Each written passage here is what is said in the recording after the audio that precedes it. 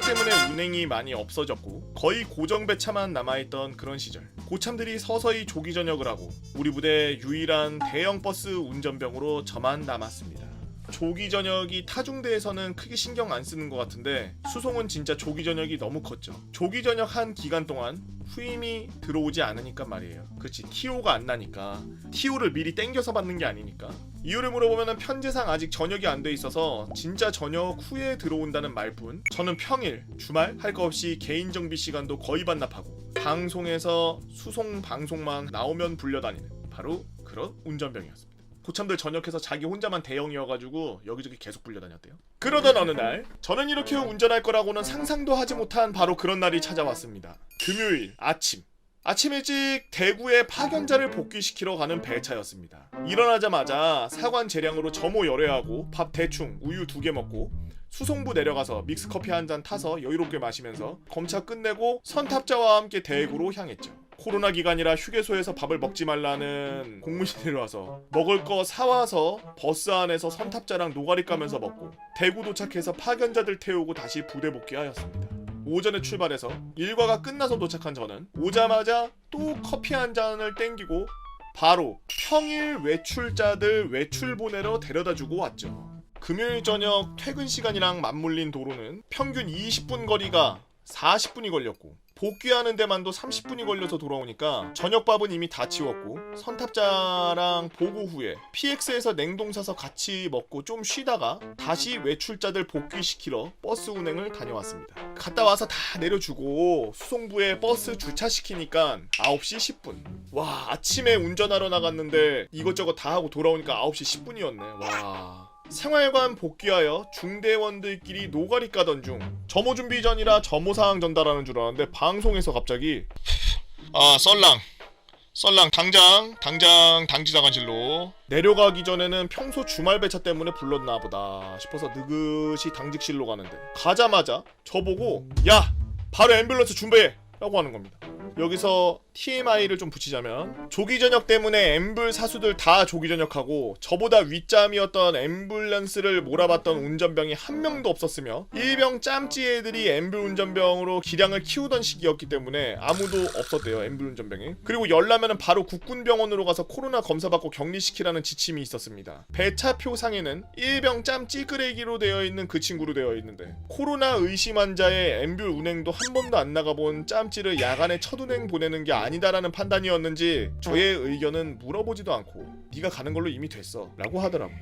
라텍스 장갑에 비닐을 입고 완전 차단시키고 환자 태우고 국군 땡땡병원 다녀오니 새벽 2시. 지금까지 거의 15시간을 넘게 운전을 한 상태였죠. 부대에 복귀하니 보고하러 지통실 갔는데 지통실이 또 한 번 시끌시끌한 겁니다. 뭐가 이상하다 싶었는데 아니나 다를까 연등 끝나고 났는데 한 명이 갑자기 몸이 아프다고 의무병이랑 의무실을 다녀왔는데 또 열이 나고 대구에서 파견 갔다 온 병사라서 바로 다녀오라는 지시가 또 내려왔다고 하더라고요. 저는 그 상태로 관물대에 있는 커피들 다 가지고 와서 출발하기 전에 한 개 원샷하고 다시 출발했습니다. 방금 전 다녀온 그 길 그대로 선탑자랑 노가리 까면서 다녀오니까 아침 6시 30분. 갔다 오자마자 샤워실 가서 씻고 오니까 애들이 점호하러 연병장 가고 있었고 이유도 모르고 씻고 복도를 휘젓고 다니는 저를 보면서 타중대 아저씨들은 미친놈 보듯이 보던 그 시선 아직도 잊지 못하겠네요. 자, 이제 씻고 아무 생각 없이 이제 자려고 누워야지 하면서 누웠는데 잠이 들려는 순간 부임들이 다급히 저를 또 깨우더라고요. 외출버스 오늘 안 나갑니까? 라면서요. 아, 맞다. 그렇게 저는 해탈의 경지에 도달해 식당에 가서 우유만 챙겨서 우유 마시고 수송부 내려가서 믹스커피 2잔 타서 한 잔은 버스 검차 대충 하면서 예열하면서 마시고 한 잔은 애들 태우러 가는 장소까지 가면서 게아 2단 넣고 고정시킨 다음에 악셀만 밟으면서 커피 마시면서 도착했죠. 주말 외출도 평일 외출처럼 하루 종일이 아닌 오전, 오후조로 나눠서 외출하는 지침 때문에 평출처럼 오전조 태우고 나르고 점심 먹고 오후조 태우고 또 나르고 공식적인 부대 유일무이 역사이며 조금 쉬는 시간이 있었지만 그 시간마저도 공식적인 2시간 운전 15분 휴식에 식사까지도 못 미치는 그런 휴식이었습니다. 이틀 연속 잠 못 자고 운전하면서 느낀 점은 딱 하나였어요. 사람은 죽기 직전까지는 못하는 게 없다 라는 걸 깨달았죠. 저보다 더한 사람이네요. 저는 원래 운전병들은 굉장히 예민하게 간부들이 컨트롤해요. 상부에서 그 위에서 지침으로 내려오는 것 중에 가장 중요한 게 뭐냐면 운전 같은 경우는 훈련이 아니고 무조건 실전이다. 운전하는 동안 차량이 움직이고 있는 동안에는 무조건 전시 상황이라 생각해라. 운전병들의 휴식을 최대한 보장해라라고 무조건 내려와요. 왜? 지금 이 친구처럼 30시간 동안 만약에 운전을 한 번도 안 쉬고서 계속 운행을 하면 무조건 졸다가 갔다가 도랑에 빠지게 돼 있어요. 우리나라 부대들이 다 어디 있습니까? 산골짜기, 절벽, 무슨 강 옆에 막 이런 아주 오지 같은데 이런 구석구석에 있어요. 도로가 정말 예쁘게 쫙 깔려서 끝까지 돼 있는 그런 데에 부대가 있는 경우는 그렇게 흔하지가 않아요. 근데 만약에 24시간 동안 아니면 뭐 12시간, 20시간 동안 운전을 계속 시켰다. 운전병이 졸아. 뒤에 몇 명 타고 있어요? 뒤에 20명 타요. 운전병 차, 선탑자자. 절벽으로 그냥 떨어졌어. 어떻게 돼요? 22명 한 번에 죽는 거예요. 아무도 못 살아남아요. 다 죽어요. 어떤 일들도 있었냐면은 운전병이 졸다가 논두렁에 굴렀는데, 그러니까 논이라 그러면은 이렇게 고랑이 있고 거기 위에 이렇게 차 한 대가 이렇게 지나다닐 수 있는데 졸다가 커브 들어야 되는데 커브 안 되고 졸다가 그냥 직진해서 도랑에 들어갔어. 근데 두 돈 반 차고가 높아요. 수송차들이 높아. 차고가 옆으로 쏟아진 거야. 죽었어. 뒤에 타고 있던 인원들. 그런 일들 때문에 정신 바짝 차리라고 완전 각성시켜요. 운전병들을 항상 푹 자게 해요. 근무 같은 거 못 들어가게 하고. 그래서 운전병들이 그런 훈련하고 이럴 때 물자 싣고 이럴 때 하나도 안 도와주는 거야. 왜? 물자 싣고 이러고 있으면 간부들한테 욕 태배기로 먹어요. 너 그거 하다가 팔 다쳐서 운전 못하면 이거 차 누가 운행해? 그러다가 체력 다 빠져서 너 갑자기 졸려가지고 차가 딱 꼬라 박으면 앞차에 있는 애들 어떻게 해? 뒤에 타고 있는 애들 어떻게 할 거야? 네가 다 죽일 거야? 존나 갈고 그냥 쌍욕하면서 갈고요. 그래서 어쩔 수 없이 그런 거 할 때 아무것도 안 하고 스탑하고 있어요. 저 때는 그랬어요. 현역 시절부터 싸지방에서 간간히 썰랑썰레랑 보고형 게임하는 거 보면서 나도 전역하면 썰랑썰레 썰이나 풀고 다녀야 되겠다 라는 마음으로 다짐했는데 지금까지 다짐만 하다가 이제서야 한번 썰을 풀어봅니다. 우선 주제 자체가 살짝 위험할 수도 있고 혹시 모를 일을 대비해서 일부 내용은 생략하거나 맛소금을 조금 쳐서 적겠습니다. 개버거님과 구독자 여러분들, 우리가 살고 있는 이 시대에도 간첩이 아직 있다고 생각하시나요? 너무나 평온하고 한결같았던 일상. 하지만 간첩은 진짜 있습니다. 제가 군 생활하던 시절 잡혀서 제 귀에 들어온 것만 2명이었기에 실제로 활동 중인 간첩은 아마 훨씬 더 많을 것으로 예상이 됩니다. 이번 썰은 잡힌 간첩 2명 중 1명에 관한 이야기입니다. 때는 제주도로 파견을 나간 지 한 달이 됐을 때쯤, 저는 해병대에 입대하여 다사다난한 훈련소 생활을 거치고 실무 배치를 받고 난 뒤 한 달 만에 제주도로 저희 부대 자체가 파견을 나가게 되었죠. 제주도에는 생각보다 다양하고 많은 부대들이 상주하고 있습니다. 저희 연대는 각 대대별 4개월씩 정도 제주도나 백령도, 울릉도 등 필요한 곳에 돌아다니면서 파견을 다녔죠. 이번에는 제주도에 가게 되었던 건데, 저희 중대는 제주도에 어떤 공군 부대가 습격당할 시 출동하여 기지 방호 및 적 섬멸을 임무로 파견을 나가 있는 상태였죠. 자세한 설명은 드리지 못하지만 저희가 지켜야 할 공군 부대가 대한민국의 중남부 지역에 아주 중요한 역할을 하고 있는 기지였습니다. 그래서 파견 초기부터 거의 매일 공군 부대가 있는 산이라기보다는 언덕이라기보다는 산과 언덕 사이 같은 그런 이상한 곳을 매일매일 등반을 하고 길을 숙지하며 하루하루를 보내고 있었습니다. 몇 차례 언덕을 등반하고 이제 기지로 향하는 길도 어느 정도 익숙해져 있을 무렵, 중대장님이 함께 돌아다니시면서 이제 각 분대별 목진지의 위치를 설명해 주시겠다며 목진지 위치가 적힌 지도를 들고 출발했습니다. 그리고 첫 목진지에 도착해서 중대장님이 지도를 유심히 보시고 또 전방을 유심히 보시고 한 3번 반복을 하더니 손가락으로 정면에 있는 나무와 풀을 가리키면서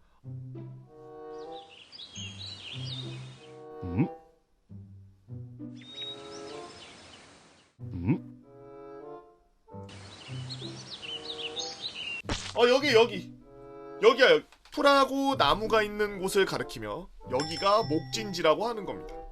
띠용. 목진지라 함은 최소한 적 병력의 총탄이나 폭발물의 파편으로부터 피할 사낭이라든지 혹은 병기를 거치할 최소한의 턱이라도 있어야 되는데 그냥 생 나무랑 풀 사이를 가리키곤 여기가 목진지다. 여기가 목진지다. 라고 하는 거였죠. 중대장님도 적잖이 당황하셨는지 지도랑 전방을 몇 차례나 훑어봤지만 지도에 적힌 목진지의 위치는 그곳이 맞았고 다른 목진지라고 적혀있는 모든 구역이 똑같이 동일한 상황이었습니다. 그냥 목진지를 설정할 때 윗분들이 지도에다 대충 여기 이렇게 표시만 하고 진지공사는 빼먹으셨나봐요. 또한 4개월마다 부대가 계속 바뀌니 파견 나갔던 어느 부대도 자기들이 괜히 일을 만들어서 하지는 않았기에 그냥 방치돼 있던 거였죠. 심각한데 이건 빨리 공사를 해야 되는 거 아니야? 점점 날이 갈수록 풀과 나무에 가려 전투복을 입은 저희는 밖에서는 신경 쓰이지 않는 한 보이지 않았기에 나무 뒤에 짱 박혀가지고 노가리를 틔우는 그런 스킬만 무럭무럭 자라나고 있는 상황이었죠. 그날도 여느 때와 마찬가지로 선임에게 재롱을 떨면서 시간을 때우고 있는데 저희 목진지에서 보이는 도로로 후줄근한 등산복을 입은 한 40대 정도 돼 보이는 아저씨가 올라오는 겁니다. 그래서 그걸 보고 땡땡이배님 여기 민간인도 올라올 수 있습니까? 라고 물어보았고 야 여기 올라올 때 올레길도 있는데 뭐 착각하고 일로 돌아 올라오나 보지 뭐 라면서 대수롭지 않게 여겼죠.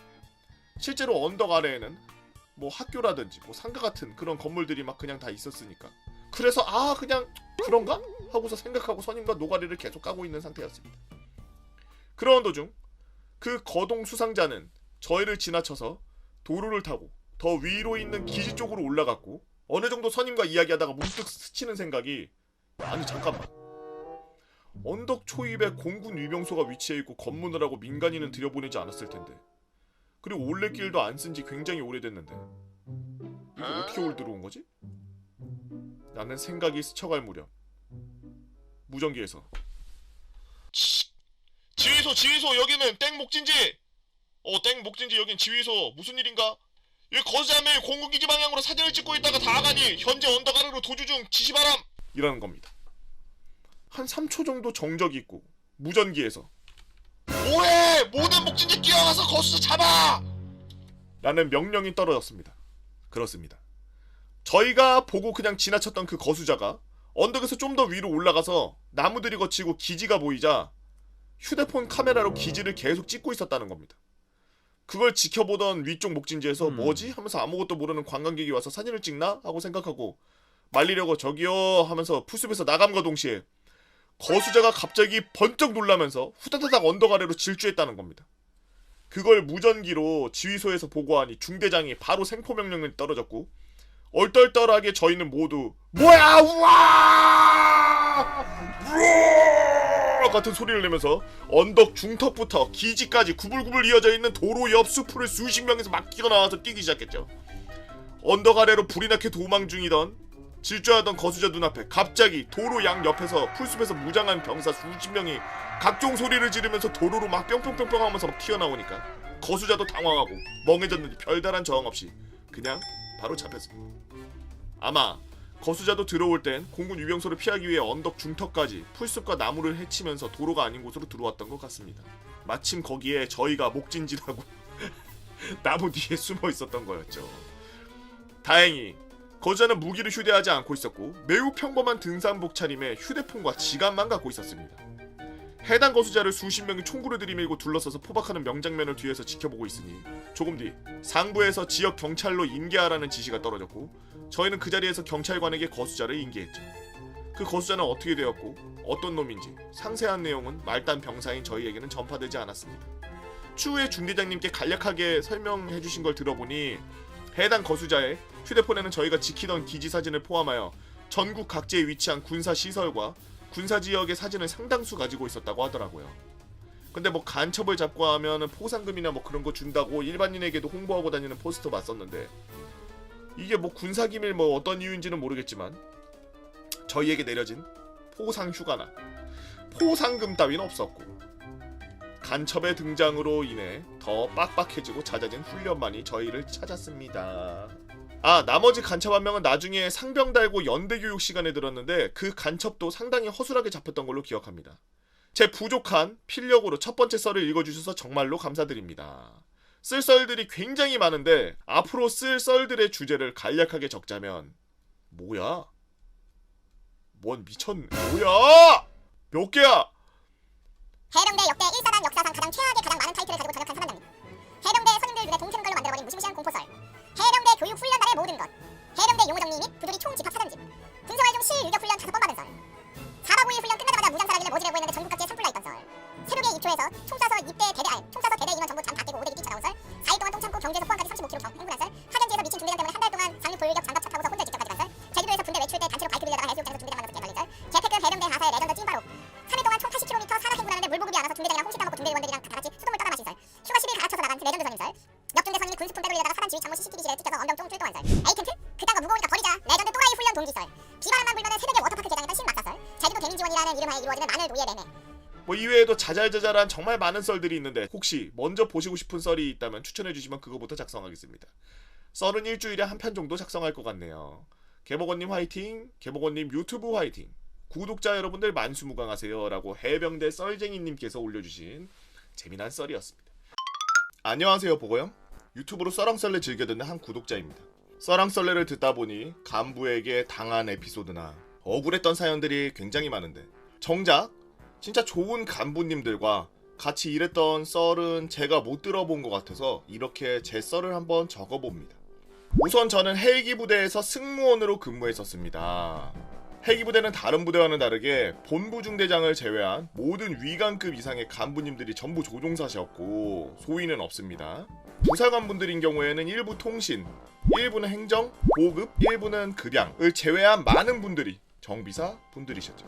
또 일반 부대 같은 경우에는 중대장이 중위, 대위인 경우들이 있으나 저희 부대는 총 4개의 헬기 중대가 있었고 중대장님은 모두 소령 최대 97군번이셨고 제가 듣기로는 중대장님이 소령 97군번이셨고 대대장님도 97군번이었는데 97군번 소령님에게 부대 밖에서는 말 놓으라고 했다고 그러셨대. 하긴 짬이 같으니까. 그걸 전제로 이렇게 말씀드리고 썰을 시작하겠습니다. 에피소드 1. 중대장님이 데리고 나가주신 매달 한 번의 외출. 우선 제가 있던 중대는 모든 타중대 헬기 중대가 부러워하는 바로 그런 중대였습니다. 그 이유는 중대장님부터 그 아래 간부님들까지 병사들의 편의를 최고로 먼저 생각해주시는 그런 멋있는 분들이었기 때문이죠. 저희 중대장님께서는 매달 한 번 우리 모든 중대원들을 데리고 외출을 나가주셨습니다. 우와 씨 깡도 좋네. 타령하면 어떡하려고.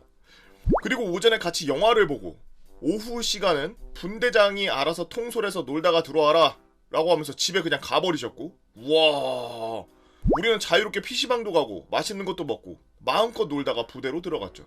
외출 나갈 때는 지금이야 당연하지만 그때 당시는 거의 안 됐던 휴대폰을 분출하게 해주셨고 저희는 부모님께 연락도 드리고 친구한테 전화도 하고 너무나도 좋았습니다. 그러던 어느 날 본부중대장이었던 조종사분이 직책을 내려놓고 최전방에서 근무를 했던 중위한 분이 전입을 와서 본부중대장 자리를 맡게 되었는데 그날 역시 외출을 나가는 날이라 중대장님이 와 중대장님이 반말을 안 해. 휴대폰 가져오세요 라고 말씀하셔서 행정반으로 휴대폰 가지러 갔더니 본부중대장이 야 아니 간부랑 외출 나가는데 휴대폰을 왜 가지고 나가? 라고 태클을 걸었고 저희는 중대장님께서 가지고 나가도 괜찮다고 하셨습니다. 야 그래도 야 휴대폰 분출은 본부중대장 고유 권한이야. 야 안돼 라고 말했습니다. 아 이번 외출은 휴대폰 못 가지고 나가겠다 라고 생각하고 있었는데 저희가 너무 안 오자 중대장님께서 직접 행정반으로 방문하셔서 휴대폰 분출 시간이 좀 걸리나봐요 라고 말씀하셨습니다. 아 땡땡땡땡 중이가 휴대폰 분출은 조금 힘들 것 같다고 합니다 라고 말씀드리니 중대장님께서 제 중대병사들 외출 때 휴대폰 가지고 나가는 게 뭐가 문제가 되나요? 정말 반말 1도 없이 존댓말로 이렇게 되물으셨죠. 그러자 본부 중대장이 혹시 나 외출 때 사고가 발생할까봐 그렇습니다. 아니 뭐 문제될 게 있어요? 혹시 문제 생기면 제가 책임질게요 라면서 조금 화난 듯한 말투로 말씀하셨죠. 본부중 대장은 깨갱하며 휴대폰 분출을 허락해 주셨습니다. 그렇게 휴대폰을 받고 중대장님에게 충성을 가득 담은 마음으로 부대 밖을 같이 나간데 중대장님께서 아니 본부중 대장이면 뭐라도 되는 줄 아나 보죠? 내 병사들 내가 챙기겠다는데 왜 그러는지 이해가 안 되네 라고 말씀하셨고 우리는 모두 중대장님에게 감동했고 이런 지휘관님 밑에서 정말 목숨을 바쳐 군생활할 수 있겠다고 생각을 했죠. 두 번째 에피소드 아프면은 진료는 민간병원 or 군병원에서. 저는 군입대하기 전에 어떤 글을 읽었죠. 2등병 때는 뭐라도 열심히 하면 8급은 안 된다. 저는 그때 당시 8급이 되기 싫어서 일과 후에 간부님들과 병사들이 함께하는 축구를 같이 하게 되었는데 한 간부님이 중앙선을 넘어 드리블을 하시길래 저는 블로킹을 하기 위해서 앞에 섰고 그 간부님은 다른 분에게 패스를 하기에 볼을 걷어찬다는 걸 제 발을 차버리셨습니다. 저는 그 간부님의 엄청난 하체 힘에 쓰러졌고 금방 일어났으나 얼마 지나지 않아 통증이 너무 심해서 다른 병사와 교체했죠. 얼마 지나지 않아 발을 내디딜 때마다 누가 내 발가락을 때리는 것 같은 통증이 찾아왔고 저는 그날 저녁 점호 때 환자 있냐라는 당직사관님 질문에 저 왼쪽 네 번째 발가락이 너무 아픕니다 라고 답했고 그 순간 내무반에 있던 선임들이 모두 빵 터졌죠. 당직사관도 살짝 웃음을 참으시는 듯하며 그래 내일 그 중대장님께 보고 드리고 외진 갔다 와라 라고 말씀하셨고 한동안 제 별명은 왼쪽 네 번째 발가락이었습니다. 다음날 중대장님께 분대장 보고를 같이 드리니 많이 아파요? 보여줘봐요. 와 많이 부었네. 밖에 병원 갔다 올래요? 라고 말씀을 하셔서 알겠다고 말씀드리니 바로 저희 중대 중위님과 같이 밖에 있는 민간병원에 진료를 받으러 갔고 다행히도 엑스레이 찍어본 결과 골절은 없는데 좀 삔 거라서 붕대를 감고 마무리할 수 있었죠. 이 이후로도 중대장님께서 저희 중대 선임 혹은 후임들이 아플 때마다 밖으로 병원 갔다 올래요? 라고 먼저 물으셨고 어떤 사유가 있지 않는 이상 먼저 민간병원에서 진료를 받게 해주셨죠. 짱이네. 한 달에 한두 번 중대 라면 파티. 당시 저희 중대엔 짬이 꽉 차신 대위님이 계셨고 다행히 마지막 기회에 소령으로 진급하신 헬기 중대는 보병 부대의 5대2 같은 느낌으로 긴급 대기라는 게 있습니다. 임무는 긴급 대기실에서 24시간 조종사 2분과 승무원 2명이 같이 있으면서 상황 발생 시 바로 출동하는 그런 임무를 갖고 있는데 그 대위님께서 긴급 대기를 하실 때마다 중대원들을 불러 모아서 야 일로 와봐 라면 파티하자 하면서 본인의 카드를 주시고 막내들이 PX에서 라면을 사오면 짬 있는 선임은 취사장으로 가서 계란 김치 밥을 얻어와서 같이 라면 파리를 했죠. 그때 먹었던 라면 맛을 아직도 잊을 수가 없이 너무 맛있었고 메뉴도 매번 같은 게 아니라 한 주는 너구리 한 주는 신라면 한 주는 짜파게티 이렇게 다양하게 먹을 수 있었고 그때마다 저희는 땡땡땡땡 대위님에게 감사드리며 이 중대에 편성된 게 정말 천운이라고 생각했습니다. 네 번째 에피소드 말년에 같이 나간 파견 임무에서 막창에 술 한잔.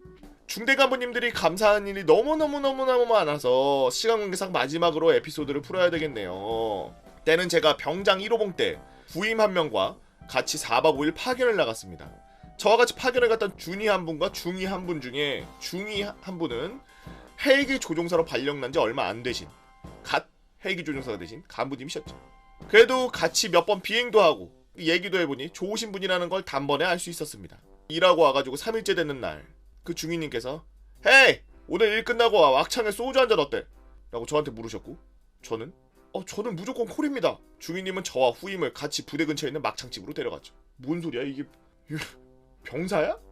입고 나갈 사복이 없어서 로카 검은 티에 하계 체육복 하의 입고 나감. 들어가니 중위님께서 난 소맥 말씀하셔서 저도요! 라고 말씀드리고 같이 막창과 소맥을 연락에 먹었습니다. 저도요? 그렇게 맛있게 막창 먹고 부대에 들어가서 막사로 걸어가는데 중위님께서 많이 취하셨는지 배수류에 발이 빠져서 정강이에 피가 나고 있는 겁니다. 괜찮으십니까? 라고 물어보니 아이 괜찮아 라고 말씀하시고 터벅터벅 막사로 걸어가고 있는데 그 부대 한 소령님께서 저희를 발견하시고 차를 태워주셨죠. 그리고 중위님에게 병사들이랑 술 한잔 한 거야? 라고 물어보셨고 중위님께서는 네 그렇습니다. 파견 나온 게 기특해서 한잔 사줬습니다. 라고 말씀드리니 그 소령님께서는 그래 잘했다. 나도 그런 시절이 있었지. 근데 그건 다 그 시절 나만의 추억이더라고. 라고 말씀하셨습니다. 저는 처음에 그 말 듣고 되게 의아했는데 저녁해보니 의미를 알겠더라고요. 도대체 누구죠? 전국에 계신 땡땡땡 소령님과 땡땡땡 대위님과 땡땡땡 중위님들 잘 들으세요. 그 시절 저와 함께 해주셔서 너무 감사합니다. 아직도 술을 먹고 친구들과 군대 얘기가 나오면 가장 먼저 생각나는 세 분입니다. 마음 같아서는 실명을 거론하면서 진급에 조금 도움이 될까 싶으나 저에게 선의를 베풀어 주신 행동이 혹시나 문제가 될까봐 얘기는 못하겠습니다. 전역하고 저 살기 바쁘다는 핑계로 연락을 못 드렸습니다. 이제는 시간이 너무 많이 지나 전화번호는 있음에도 먼저 연락드리기가 두려운 세월이네. 항상 존경했고 항상 감사합니다. 땡땡땡 소룡님께서는 전역하셨다고 들었는데 앞으로 사회에서 좋은 일들만 가득하시길 바랍니다. 땡땡땡 대위님, 땡땡님 주인님 꼭 사단장까지 올라가시길 너무 감사했습니다. 예비역 병장 땡땡땡 올림. 군대에서 정말 좋은 간부님들도 분명 계세요. 맨날 간부 욕할 게 아니라 저도 군대 생활하면서 좋은 그 간부님들 많이 만났습니다. 친구 같은 간부님도 계셨고 정말 형 같은 그런 분들도 계셨고 정말 그분 아니었으면 군 생활 못했을 거예요. 진짜 제가 군 생활할 때 저희 소대장님 먼저 계시던 분이 본부로 가셨는데 그 본부로 가시기 전에도 정말 좋았고 새로 오신 소대장님도 진짜 좋았고 군대 가면은 모든 간부가 다 적일 거라고 생각하지 마십시오. 분명 그 간부에게 적의를 드러나기 전까지는 저한테, 우리한테, 병사들한테 참 천사 같은 분들도 많아요. 여러분들이 먼저 난리치지만 않는다. 안녕하세요. 좀 늦게 군대 가서 2019년도 재작년에 전역한 사람이에요. 휴가 관련해서 이야기가 많은데 저도 한번 써보려고요. 저는 인사행정병으로 근무하고 기술행정병 지원해서 입대했죠. 아, 기술행정병으로 지원했는데 인사행정병으로 근무했구나. 강원호 홍천에서 근무하였는데 문제는 이 부대가 사라지는 부대라는 겁니다. 부대가 아니라 사단 자체가 사라지는 사단이죠. 그래서 말년, 짬대위, 대령, 상사, 원사가 엄청 많은 사단이었고 제가 근무한 부대는 특히 훨씬 더 많았습니다. 이게 뭔 말이냐, 올해 진급 못하면 강제 전역 빠빠 하시는 분들이 많았다는 얘기죠. 마치 외줄타기 하는 듯한 긴장감으로 하루하루를 살아가는 간부분들이 많았는데 이분들에게 훈련이란 자신의 미래를 정하는 최악의 도박 같은 거였습니다. 자, 사라지는 부대, 말년짬 간부들 슬슬 군필분들 감이 오시죠? 맞아요. 개판도 이런 개판이 없습니다.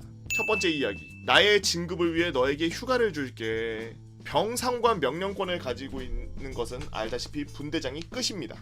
이 포대장은 이 사람이 모든 문제의 시작인데 사람을 엄청나게 차별합니다. 일 잘하고 그러는 게 아니라 지 말 잘 들으면 좋은 애, 지가 싫어하면 관심병사 처리하는 또라이였는데 이 포대장이 분대장들 모아가지고 애들 갈구고 일 잘하게 하면 포상을 준다 그러는 겁니다. 여기서 좀 머리가 비상하신 분들은 포대장이 실적을 원하는구나 라는 걸 눈치채셨을 겁니다. 병의 휴가 관련의 기본 보장은 28일, 포상 18일, 총 46일이 끝입니다. 위로 휴가는 지휘권자 재량에 따라 일부 포상을 위로로 전환이 가능하지만 연에 며칠로 정해져 있죠. 그런데 위와 같이 100일을 나간, 아니 정확히는 98일 나간 애가 있는 겁니다. 야, 애들 모아서 갈구고 일 잘하게 해주면 포상 준다 그랬는데 그 포상으로 98일을 나간 애가 있다고? 가라가 아니라 모두 합법적 위로 휴가라는 이름으로 98일을 나간 거죠. 솔직히 이게 합법도 아닌 게 다 따지면 공문서 위조인데요. 여튼 그런 병장들의 모습에 엄청난 휴가를 뿌린 포대장의 스노우볼이 점차 구르기 시작하는데, 두 번째 이야기, 왜 우린 안 줘요? 위에 말씀드린 것처럼 자기 말 잘 들으면 좋은 애, 아니면 관심병사를 등록하는 사람이었는데 필자 역시 관심병사로 등록돼 있었습니다. 사유는 간단하게 휴가 관리하는 인사병이라서 100일 가까이 되는 휴가를 나가는 사람들이 점차 많아지면서 수없이 많은 태클과 증거 자료를 요구하였으나 주지 않았습니다. 군대에서 천안의 전쟁 기념관을 가면은 휴가를 주는데 이걸 사용해서 또 휴가를 나가는 선임과 동기 후임 새끼들 중에 다녀왔다는 증거를 내놓는 놈이 하나도 없는 거죠. 이거 내보내면 저도 같이 엮여서 큰일 날 것 같다라고 느껴가지고 안 내보내고 휴가 명령 안 하고 하니까 수없이 많은 편지를 받았고 그것 때문에 끌려가고 했지만 본인들도 구린 걸 아는지 단 한 번도 헌병 수사를 받은 적은 없었고 오히려 편지 쓴 애들이 사과 안 하면은 일 안 한다, 당신 휴가 준 거 다 군법 헌법 다 위반이고 신고한다, 나랑 같이 전역하던 영창 가던 교도소를 가던 합시다. 그런데 포대장은 지휘권자가 아니니까, 포대장 중대장은 중대를 지휘하는 사람은 맞으나 총 지휘권자가 아니라 개인이 줄 수 있는 휴가는 한정돼 있고 솔직히 거의 없다고 보는 게 맞습니다 라고 하네요. 지휘권자 여단장 이름으로 나온 휴가에 대해서 여단장도 같이 신고를 하겠다 같은 위에 언성 높은 대화가 오간 이후에 저는 관심병사로 등록되어서 정신과를 진짜 개같이 갔죠. 정신과를 왜 가? 근데 위의 말처럼 서로 차별로 휴가를 주니 다른 병사들도 불만이 쌓여오기 시작했습니다. 여기서 많은 휴가 보유자와 적은 휴가 보유자 간의 양극화 심화로 병사들이 분란과 그리고 간부에 대한 불만이 미어 터져오르기 시작하는데, 자, 세 번째 이야기, 다 같이 복수하자. 위로 휴가가 60일 가까이 된다는 이 미친 상황에 휴가 나가게 해달라는 병사들과 그리고 미친 휴가량의 한 달 휴가자가 45명, 10일짜리를 15명 곱하기 3, 30일. 글을 왜 이따구로 쓰지? 뒤돌려 차기 마렵네. 45명의 휴가 처리 및 변경 추가, 매달 휴가 명령, 업무에 미쳐버린 인사행정병 1인. 여기서 생긴 문제가 휴가 없는 고참 병사들이 휴가를 조작. 어느 날 인사과에서 커피 먹던 저에게 과자랑 냉동을 사오고 휴가 이틀 없는 거 있다고 하고 쓸 건데 건들지 말아달라고 요청을 받았죠. 이것을 눈 감아주면 나 역시 무사하지 못한다. 가라 휴가 요청자 2명과 가라 휴가 사용자 1명을 모조리 신고하였습니다. 근데 짬대위 짬대령이라 처벌 없이 넘어갔는데 여기서 미친 스노우볼이 바로 굴러가죠. 아니 우리 휴가도 없는데 가라에서 걸려도 처벌 안 하면은 안 걸리면은 나가는 거 인정이야? 그날부터 한 달간 가라 휴가를 걸러내는 미친 작업만 이어졌습니다. 이게 무슨 부대야 도대체? 이게 얼마나 심했냐 하면 저녁 하루 전까지 휴가증 만들고 문서 보강을 하게 만들 만큼 업무량과 군기 강화를 시켰죠. 근데 더 큰 문제는 결국 휴가 나간 애들은 나갔다는 겁니다. 무슨 말이냐? 위로 휴가로 바꾼 애들은 건들지 않겠다라는 포대장의 말에 근 100일에 가까운 휴가를 나간 병사가 10명 가까이 되었죠. 92일, 90일, 86일 등이요. 포대장은 결국 진급을 못하고 전역을 하게 되었는데 휴가를 너무 많이 불법으로 내보낸 것이었죠. 체력 단련 시험 때 체력 우수 병사를 걸러서 신분 조작하고 휴가 회유로 대리 시험을 치게 한 것도 또 걸렸습니다. 문제는 이렇게 많은 휴가를 나가거나 80에서 100인의 부대 인원들 중에 실제로 부대에 있는 사람은 절반 정도 되지도 않았으며 휴가가 너무 많이 보유가 되고 전역 전에 휴가를 다 사용해야 되는 것이 원칙이니 전역 3개월 남은 병장들도 훈련이고 나발이고 죄다 휴가를 나가서 포대장의 마지막 평가 훈련이 가까워질수록 일을 잘하는 상병장들이 하나도 없었습니다. 그리고 일을 할 줄 아는 상병자들은요, 아니 휴가도 안 주는데 내가 왜 해? 안 해. 영창 보내. 나 다다음 달에 저녁이야. 보내. 어차피 휴가 니네 다 가라로 내보냈잖아. 같이 가. 그리고 위의 말처럼 솔선수범의 희생자로 아무것도 모르던 1, 2 물상병들 애들만 훈련을 하기 시작했는데 어쩌겠습니까? 아는 게 하나도 없는데요. 바로 개판 났죠. 결국 포대장은 지가 준 휴가로 굴러진 스노우볼로 근 100일 가까이 휴가를 나간 많은 고참 병사들에게 행복하게 술을 퍼먹을 때 포대장은 진급에서 떨어지고 자기 방에서 눈물을 흘렸다는 후문이죠.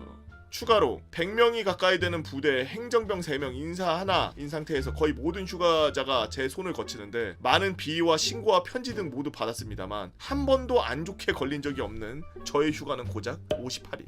58일이어도 많이 나갔는데? 하도 휴가로 많은 문제가 터지니 포대장도 너도 휴가 줄 테니 조용히 넘어가자라는 식으로 이야기를 많이 들었는데 포대장님 미친, 잘못을 했으면 벌을 받아야지 왜 나한테 휴가를 줘. 새벽 2시에 깨워서 휴가증 만들려고 하는 게 사람이냐? 나중에 기회가 되면 엑셀 하나 잘 만들어서 쓰리스타한테 칭찬받을 썰 한번 이야기해보고 싶네요 라고 아메리카노님께서 올려주신, 정말 글은 재밌는데 제가 3주 요약해드리도록 하겠습니다. 포대장이 진급 마려워서 휴가 100일 뿌렸고 나머지 휴가 나간 애들하고 휴가 못 받은 애들하고의 짬뽕 콜라보레이션으로 훈련 개판돼서 포대장 진급 누락됐습니다. 매일 일하면서 유튜브로 썰랑썰을 즐겨 듣는 시청자입니다. 저도 제 썰을 한번 풀어보고자 카페에 가입도 하고 글을 쓰네요. 저는 2016년도에 81mm 박격포병으로 포천에 있는 땡 기계화 보병 사단으로 입대하였습니다. 대학을 다니면서 카투사도 지원하고 꿀빨궁리를 하다보니 예정보다 좀 늦은 나이에 입대하게 되었죠. 꿀빨궁리 하고서 군대 들어갔는데 81mm 박격포병으로 들어갔어? 자대에 도착해서 중대장님 상담이 끝나고 저는 제 주특기로 포반에 배정되었고요. 곧바로 포반장님과도 상담하는 시간을 갖게 되었습니다. 여러가지 상담도 하고 이야기를 나누고 반장님은 저에게 넌 대학교를 나왔으니까 너는 머리 쓰는 거라는 게 좋겠다 라고 하셨고 그렇게 저는 관측병이 되었습니다. 관측병은 훈련 시 간부와 산을 타서 말 그대로 관측을 하는 임무를 하고 평상시 주특기 훈련 때는 다른 박격포 병들이 밖에서 포를 방열하면서 뺑이 칠 때 에어컨 빵빵한 곳에서 지도랑 교본이랑 보면서 과자나 먹는 꿀빠는 포직이죠. 물론 이것도 짬이 좀 돼야 가능한 일이지만요. 제가 자대에 도착했을 때 제 사수는 관측 장비가 들어가는 가방 하나만을 남기고 이미 전역하고 없는 상태였습니다. 그렇다 보니 아무도 저에게 관측에 대해서 가르쳐줄 수 있는 병사가 없었고 저는 주로 포반장님이나 옆중대 짬먹은 아저씨들한테 주특기를 배우게 되었죠. 그렇게 몇 개월이 흘러 적응을 마치고 아 이제 좀 살만하네 라고 느낄 때쯤 사단에서는 각 중대별 간부 1명, 병사 1명을 선별해서 관측, 집체교육 보내라는 공문이 내려왔습니다. 평소에 주특기를 매우 강조하시던 대대장님께서 선별된 인원들을 불러 모아서 주특기는 매우 중요하고 군인으로서 가장 기본적인 것이니 꼭 입상을 할 수 있도록 해라 라고 당부하셨죠. 저희 중대에서는 중대장님과 제가 선별되었고 저는 모든 근무와 일과에서 열애되고 보름간 간부회의실에서 중대장님과 주특기 공부를 하게 되었습니다. 집체교육은 간부와 병사 구분을 두지 않고 모두 같은 교육생으로 교육을 하고 평가를 하죠. 그렇게 사단 예하 부대에서 온 60-70명의 간부와 병사들과 함께 일주일의 교육이 끝났고 저는 운이 좋게도 몇 문제 잘 찍었는지 1등을 했고 사단장님 표창과 휴가 3박 4일을 받게 되었습니다. 이 표창장을 계기로 저는 모든 주특기 교육 때 짱 박힐 수 있는 명분이 생겼고 간부들과 선임들 역시 저를 딱히 건드리는 일 없어짐과 동시에 A급 병사라는 매우 좋아진 이미지로 인해 편안하게 군생활을 보낼 수 있었습니다. 그리고 이 일은 제가 병장이 될 무렵 일어났습니다. 보병과 달리 기계화 보병사단은 연대와 비슷한 개념으로 여단이 있죠. 그리고 저희 여단은 사격평가를 받게 되었고 사단으로부터의 사격평가가 이루어졌습니다. 훈련은 총 5일 동안 진행되었고 월요일은 부대 이동, 화요일에서 목요일은 사격, 그리고 금요일은 다시 복귀 이런 식으로 진행하게 되었죠. 저희 대대는 사격 2일 차인 수요일에 사격이 예정되어 있었고 이날 사단장님의 훈련 참관이 예정되어 있어서 일주일 전부터 와 진짜 죽겠다 싶을 정도로 모두 주특기 공부를 했습니다. 훈련이 시작되었고 관측병들은 모두 각 부대의 대장님들과 관측탑에서 훈련을 진행하였고 거기서 무전을 통해 사격을 관측, 보고 수정하는 역할을 합니다. 이틀 차에 사단 작전 과장님이 오셔서 옆대대 평가를 하셨는데 이날 30발을 쐈는데 그 30발 쏜 것 중에 표적지 안에 맞은 포는 단 4발. 뭐지? 이런 포방부가 아닌데 이러면? 포사격이 진행될수록 여단장님의 표정과 관측탑안의 분위기는 흉흉해서 숨이 턱턱 막힐 정도로 살벌해지기 시작했죠. 그렇게 첫날 사격이 끝나고 사후 검토는 약 4시간 정도 진행이 되었는데 여단장님이 그 중에 2시간을 극대노만 하셨다고 합니다. 그렇게 사격 이틀차 수요일이 되었고 저희 차례가 되었습니다.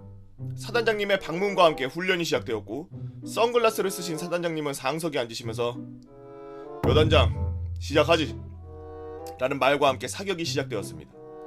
명중률은 이 전날보다 높았지만 그래도 5할 정도만 명중하였고 여단장님의 표정은 사람이 지을 수 있는 표정 중에 가장 슬픈 표정을 지었죠.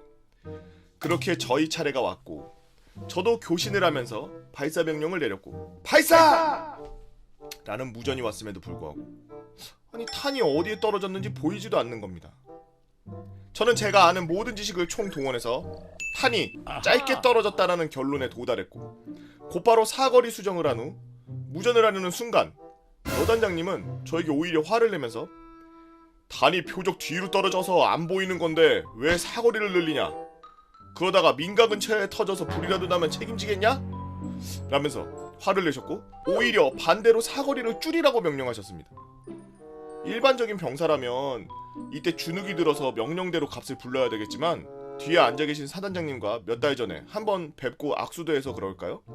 무슨 오기가 생겨서 그런지 정신 차리고 보니 저는 여단장님의 값이 아닌 제가 판단한 값을 포진에 전달하였고 저는 여단장님께 포반장이 사전에 교육할 때 누가 뭐래도 발포하는 그 순간만큼은 너가 지휘관자라고 배웠습니다 라고 강력히 말했습니다.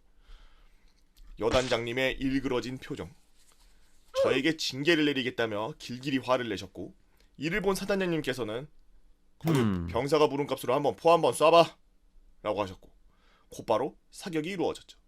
그리고 정말 마법처럼 포는 목표 지점 근처에 제대로 안착하였고 그 후로 나머지 7발 모두 명중하였습니다. 그렇게 저는 헤헤 꽃이다 라는 눈빛으로 여단장을 쳐다봤고 정말 제 안에 쌓여있던 그동안의 모든 불만들이 사이다 한 모금 마신 것처럼 시원하게 내려갔죠. 그렇게 모든 훈련이 종료되고 사단장님은 저에게 아까 왜 그런 판단과 선택을 했냐 라고 여쭤보셨고 저는 자초지종과 이론과 함께 설명을 드렸습니다. 그것을 들으신 사단장님은 흡족하셨는지 그래 남자가 줏대가 있어야지 라고 하시면서 여단장에게 가끔은 자신의 부하를 믿는 것도 지휘관의 덕목이에요 여단장 이라고 이야기하면서 이 친구 포상 하나 꼭 챙겨주셔 라고 하고 가셨습니다. 훈련은 무사히 마무리되었고 훈련 유공 표창장과 함께 제가 여단장님께 개긴 썰은 거기 계셨던 대대 주임원사님을 통해 대대와 중대로 순식간에 퍼져나갔고 중대의 다른 간부님들도 제가 말을 걸면 왜? 여단장님한테처럼 나한테 개길라고? 하면서 놀리면서 재밌게 지내다가 얼마 후 말출을 나갔다가 전역했습니다. 지금 생각해보면 군대에서 참 많은 걸 경험했고 배웠다는 생각이 드네요. 물론 전역 후 포천 쪽으로는 오줌도 안 싸니까요. 밑에는 훈련 때 상황을 조금 이해하기 쉬우라고 첨부해봅니다. 만약 유튜브에 제 썰이 올라가면 근무지 파견 가서 땡땡 초소의 미친 여자 썰을 한번 풀어보도록 하겠습니다. 유바라고 트레글로님이 올려주신 썰랑썰레였습니다. 여기가 관측 탑이고 이쪽에서 포를 쏘는데 이 지금 트레글로님 예상은 표적지가 여기 있으면 표적지보다 앞쪽에 맞아서 짧게 간 것 같고 여단장님은 짧게 갔으면 보였을 건데 저 뒤로 넘어간 거 아니냐 그 뒤로 넘어간 거다 짧게 줄여라 그랬고 본인은 조금 더 길게 해라 그래서 길게 한 게 표적지에 7발 전부 맞았다. 그리고 여단장에게 시원하게 사이다를 먹였다라는 그런 이야기 잘 봤습니다. 간부들한테 개기기 쉽지 않죠. 저는 포병이 아니라서 뭐 포를 쏘는 당시의 지휘권자라고 하는 게 무슨 뜻인지 모르겠는데 포병 나오신 분들 혹시 계시면 댓글로 그게 무슨 말인지 한번 말씀해 주시면 좋겠네요. 뭐 아마 초병 쓰고 있다가 미친 사람 나타나거나 이상한 거수자 나타나면은 먼저 선조치 후보고하고 그 자리에서 즉각 본인이 판단하고 상황을 처리해야 되는 뭐 약간 그런 건가 싶은 생각이 있고 모르겠네요. 여단장이 무슨 일개 무슨 중대장도 안 되는 것처럼 무슨 소대장처럼 굴어 병사한테 야 뒤에 넘어가면 네가 책임질 거야 막 이러면서 썰랑썰레 처음부터 끝까지 다 보고 항상 새로 나오는 썰들 다 챙겨보는 유튜브 구독자입니다. 참 구독자시네요. 감사합니다. 저도 재밌는 썰이 있어서 이렇게 글을 쓰게 되었습니다. 시간이 오래 지난지라 약간의 기억 왜곡과 그리고 MSG가 아주 약간 첨가된 점 이해해 주시기 바라고요. 저는 공군에 입대하여 수도권에 있는 한 공군 공항에 배치받게 되었습니다. 짬이 안 될 때는 4, 5톤을 몰고 저녁에 헌병대대 군견반 지원 근무를 하다가 상병 달고 하번을 하게 되었죠. 하번이라는 게 이제 그 근무 뛰는 걸 보고 하번이라 그런데요. 그리고 영해 근무 한 번씩 뛰고 근무 나갔다 온 차들 세차하고 그러던 중 배차실에서 방송이 나오는 겁니다. 땡땡 상병 배차실, 땡땡 상병 배차실. 배차실에서 저를 막 호출하는 겁니다. 버스에 짱 박혀있던 저는 불이 나게 배차실로 달려갔죠. 달려가니 배차실에서 배차반장이 야, 너 지금 운전할 수 있지? 지금 바로 약복 입고 배차실로 와. 약복이 뭐야? 배차반장은 그 당시 상사였으며 공군에서 약복은 전투복이 아닌 외출 나갈 때 입는 외출복을 말합니다. 저는 또 불이 나게 생활관으로 가서 옷을 갈아입고 다시 배차실로 와서 또 대기를 하고 있었죠. 그리고 배차반장님이 저에게 조용히 말씀하셨습니다. 야마, 지금부터 네가 모실 분은 엄청 대단하신 분이니까 잘 모셔. 알았지? 뭐 그 외에도 여러 가지 설명이 있었지만 그 당시 저는 자대 배치 후 한 번도 사고가 없었고 저희 집이 제가 어릴 때 농장을 해서 중3 때부터 트럭 운전부터 트랙터까지 마스터를 했기 때문에 무면허 운전, 자범 운전하는 만큼은 잘했습니다. 그리고 이때 한 사실인데 이분은 공군에서 참모총장까지 하셨고 전역하시고 국회의원까지 하신 분이었죠. 띠용? 1000히로는 그 당시 EF 소나타 검정색이었는데 의전용 차량으로 거의 움직일 일이 없었고 단장님이나 전대장님, 차량이 수리에 들어가거나 문제가 있을 때 임시로 쓰거나 하는 차량이라 저희 같은 짬찌들은 몰아보고 싶어도 세차할 때나 한 번씩 물어볼 수 있는 그런 차량이었습니다. 1001호를 몬다는 설레임 반, 높은 분을 모신다는 두려움 반도 있었죠. 그렇게 몇 번 그분을 모시고 그분의 호출이 있으면은 제가 사복을 입고 그분을 모시기도 하고 집까지 의전을 하기도 하고 그런 경우들이 자주 발생했었죠. 그 당시 저희 수송대대는 정비중대랑 수송중대랑 내무실을 같이 썼는데 불침번을 운전병들이 운전을 한다는 이유로 불침번이 많이 열애되면서 정비중대 병사들이 불침번을 많이 서게 되니까 정비중대 병사들이 저희를 싫어하게 되었었습니다. 그리고 수송대대 왕고를 정비중대장 병장이 잡으면서 운전병들을 악의적으로 불침번에 많이 넣게 되면서 저 역시 불침번을 아주 자주 서게 되었죠. 야, 1호차 운전병을 불침번을 세워? 언제 어떻게 될지 모르는데? 그러던 중 사건이 터지게 됩니다. 불침번을 서고 오전에 수송대대로 근무를 간 저는 그날도 어김없이 영위 근무가 없어서 세차나 하고 불침번을 서서 그런지 졸려서 버스 같은 데 짱 박혀서 쉬고 있었는데 배차실에서 방송이 나오는 겁니다. 땡땡상병 배차실, 땡땡상병 배차실. 맞습니다. 그분이 또 볼 일이 있으셨는지 저를 호출하는 거였죠. 근데 요번에는 전화를 달라고 하셨습니다. 그래서 전화를 드리니 땡상병 오늘 나 고향 무안에 갈 거니까 준비해서 와라. 저는 여기서 한 3초 동안 많은 생각을 하게 되었습니다. 저는 어제 불침번을 섰고 장거리 운전을 하기에 매우 위험한 상태였죠. 사고가 나면 오히려 더 위험하기에 저는 사실대로 말씀드렸습니다. 어제 제가 불침번을 서서 장거리 운전을 못할 것 같습니다. 다른 운전병을 보내도록 하겠습니다. 그리고 들려온 대답은 알았어 운전병 그래도 준비하고 조금만 기다려. 반체방장님께 말씀드리고 저는 내무실로 올라가서 일단 며칠 묵을 옷가지들과 사복으로 환복하고 배차실로 복귀했습니다. 대대장님이 와 계셨죠. 대대장님은 조용히 저를 부르셨습니다. 땡상병아 지금 당장 장군님 모시고 어디로 가라. 그 어디는 나중에 장군님을 모시고 와서 알게 되었는데 활주로 옆 주기장 같은 곳이었습니다. 네, 장군님과 차를 공군 수송기 C-130에 싣고 광주공항까지 날아가게 된 거였죠. 광주랑 무안은 가까워서 운전하는데 지장은 없었습니다. 들으시는 분들은 믿지 못하실 테지만 정말 저도 지금 생각하니까 군대니까 가능했을 거라고 생각합니다. 그렇게 4박 5일 정도 일정을 잘 보내고 부대로 복귀하니 난리가 났었다고 하더라고요. 장군님은 저와 전화한 뒤 공군참모총장에게 바로 전화를 걸었고 참모총장님은 저희 단장님에게 전화를 하고 단장님은 수송기에 차랑 저희를 싣고 가는 걸로 해결하셨다고. 제가 왜 불침번을 섰는지 또 줄줄이 다 깨신 걸로 기억합니다. 1호차 운전병을 왜 불침번을 세웠냐고. 그 일이 있은 후 저는 저녁까지 불침번을 열애하게 되었죠. 이게 유튜브로 제작될 경우 사제 핸드폰 소지하고 있다가 검열에 걸렸는데 감찰반장님이 커피 주신 썰, 화생방 교육받고 전대장님 태운 썰 등 한번 풀어보도록 하겠습니다. 화생방 교육을 받고 전대장을 태운 게 뭐야? 불 질렀다는 얘기야? 탐라국님께서 올려주신 썰렁썰레였습니다. 뭐 어떤 분을 모셨는데 집에 가야 되는데 수송기가 출동을 해? 아니 그러니까 차로 운전해서 오랫동안 가기가 빡세니까 운전병이 불침번 쓰고서 피곤하다 그러니까 차를 그냥 수송기에 실어버린겨? 야, 이건 진짜 공군 아니면 생각할 수가 없는 건데 육군에서는 뭐 생각도 못할 일인데.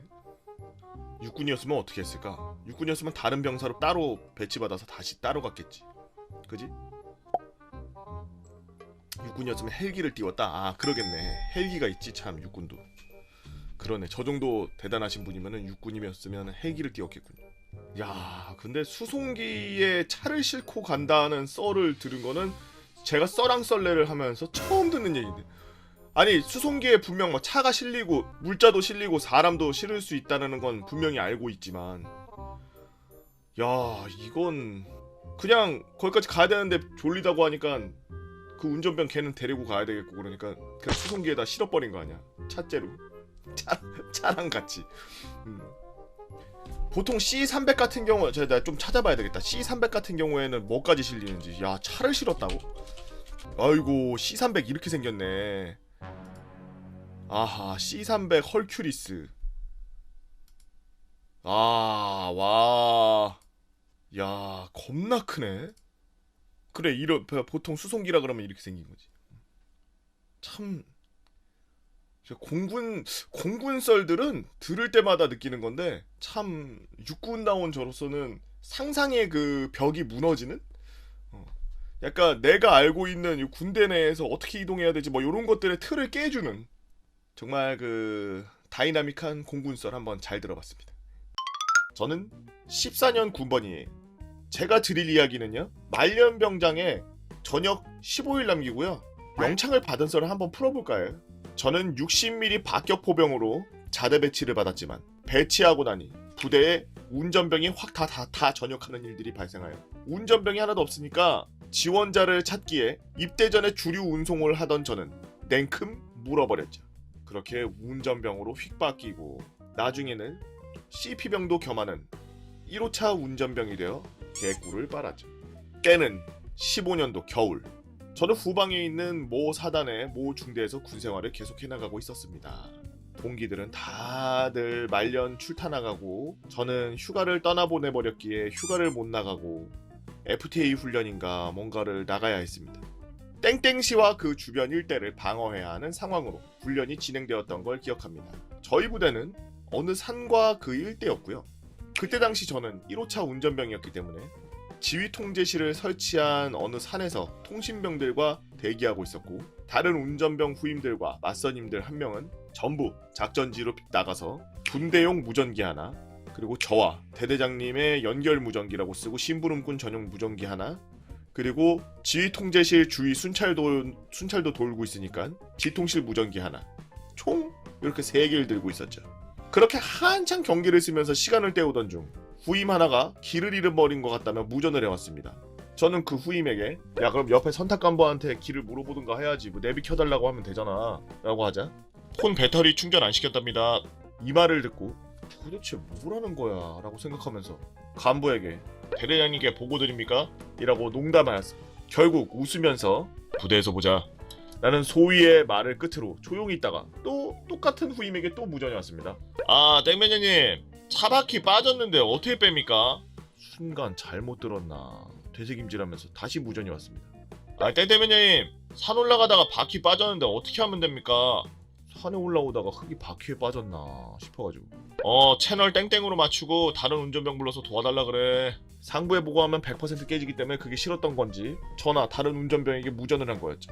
그렇게 무전을 하다가 다리 쪽에 있는 무전기에서 지통실 근처 거수자 발견 어디 지원바람 이라는 무전을 받았고, 이거 잡으면 포상이다라는 생각에 내심 기대했지만 제가 경기를 쓰고 있는 곳에는 바람 소리만 들려오고 몇 분이 지났을까 왼쪽 어깨의 무전기에서 또 후임의 목소리가 들려온 겁니다. 아이 땡땡면님 바퀴 빠졌는데 혹시 자키 있으십니까? 아니 알고 보니 바퀴가 진창에 빠진 게 아니라 진짜 리얼로 바퀴가 빠진 거였습니다.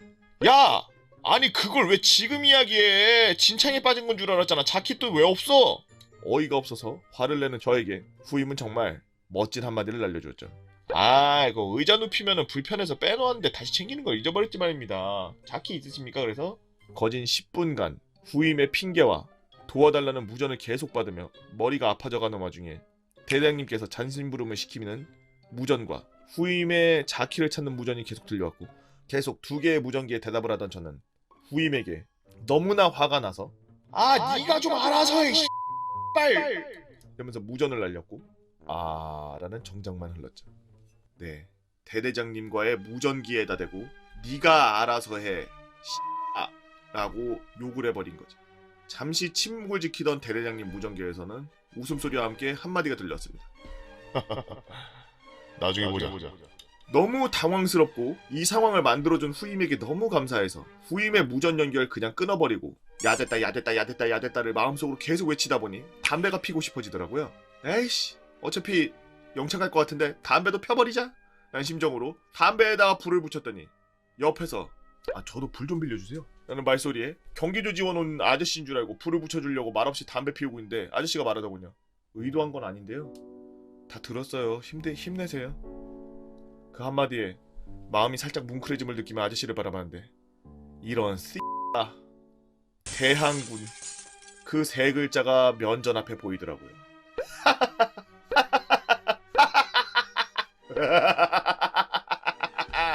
저는 어이가 없어서 웃고 아저씨는 계속 따라 웃고, 그런 도중에 훈련 종료 무전을 받게 되었고 지통실 폭발! 엔딩으로 훈련이 종료되었습니다.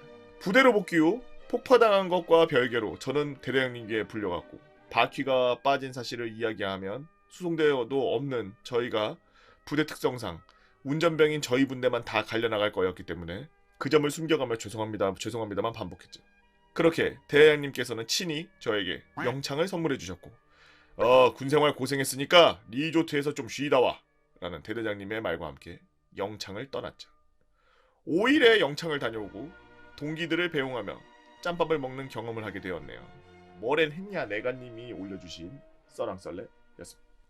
저도 군대에 있을 때 저는 이제 A프레임이라 그래서 두돈반 레카 그러면 제가 최후미에서 항상 뒷차들 못 오게 막아주고 이런 역할들을 하거든요. 운전 제일 잘하고 정비병과에 있는 친구들을 보통 A프레임에다 실어요.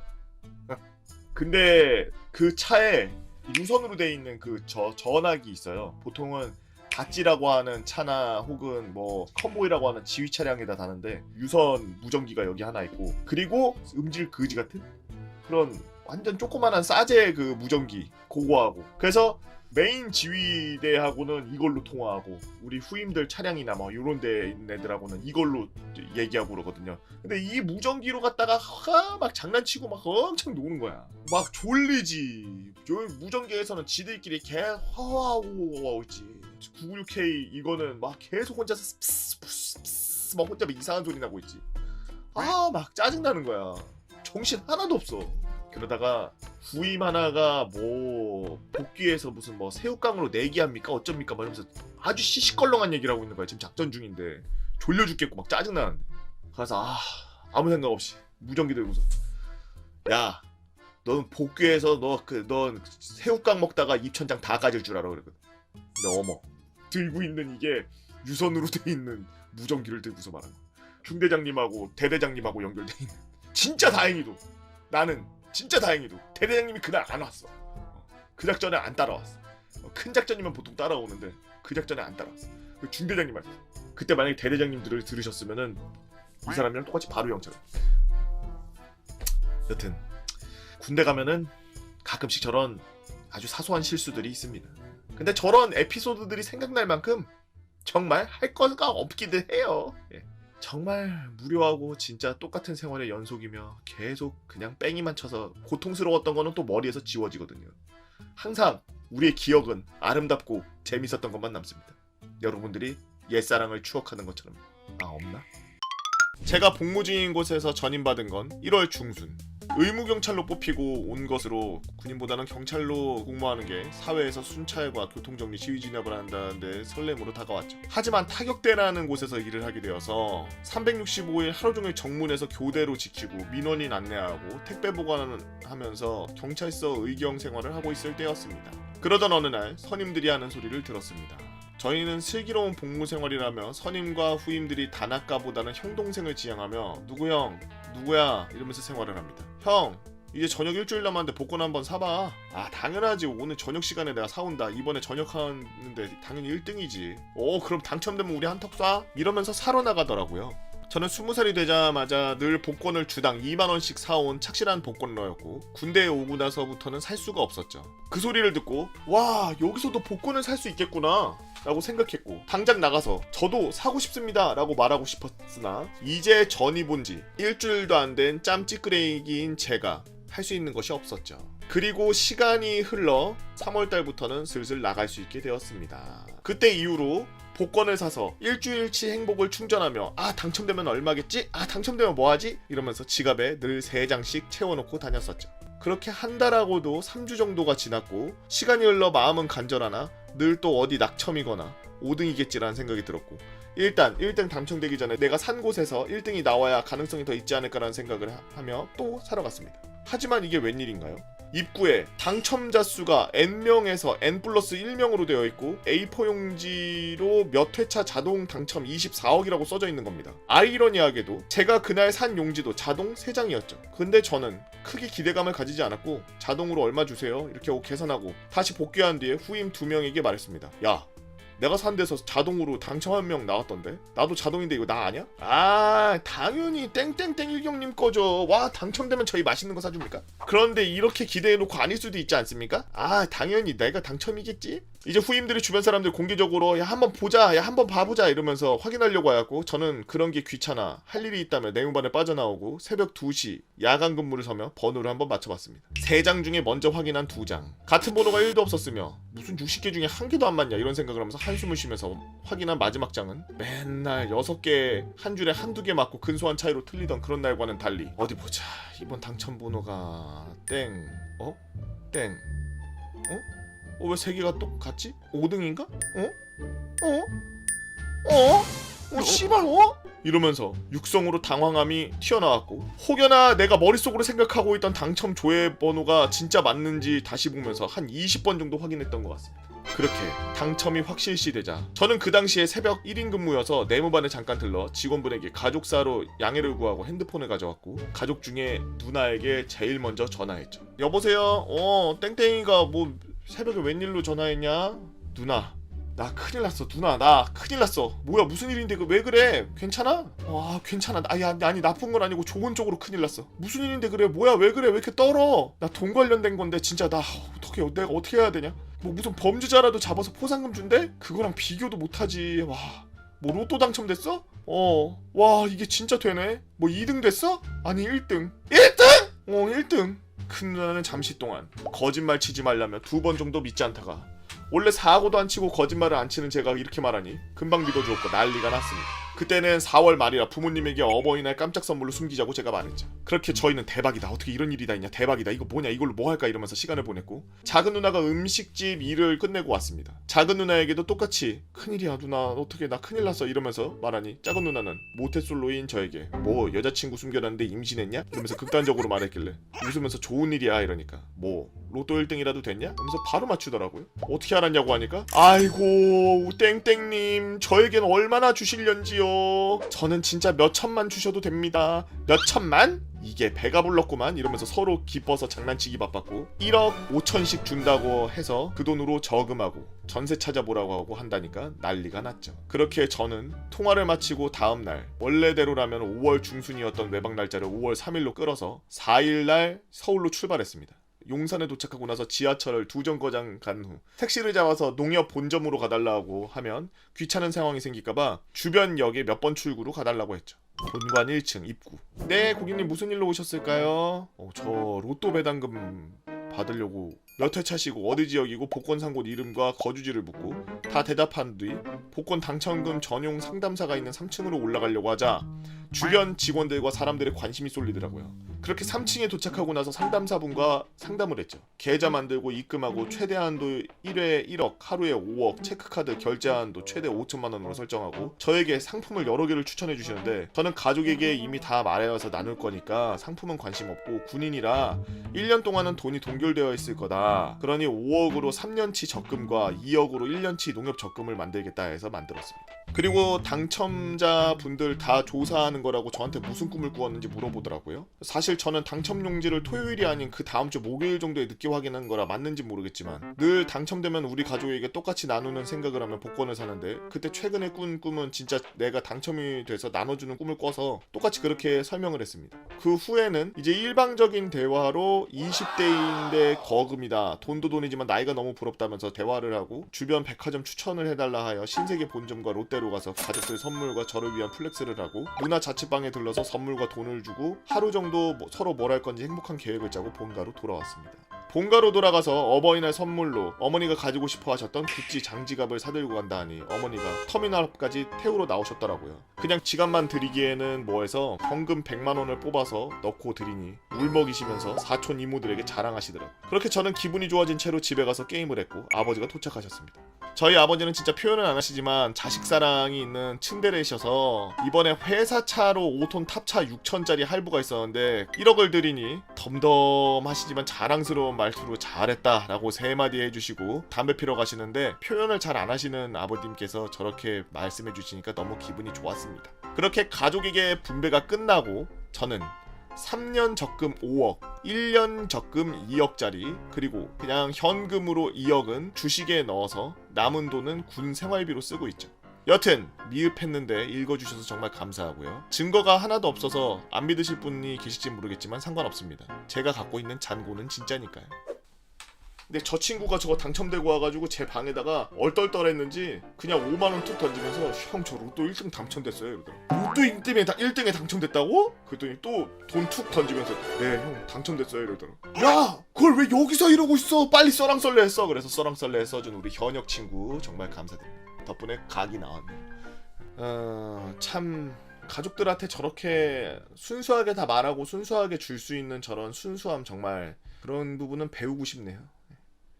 저는 아마 로또가 당첨된다면 아무에게도 얘기 안 할 것 같아요. 물론 우리 와이프한테는 얘기하겠지만.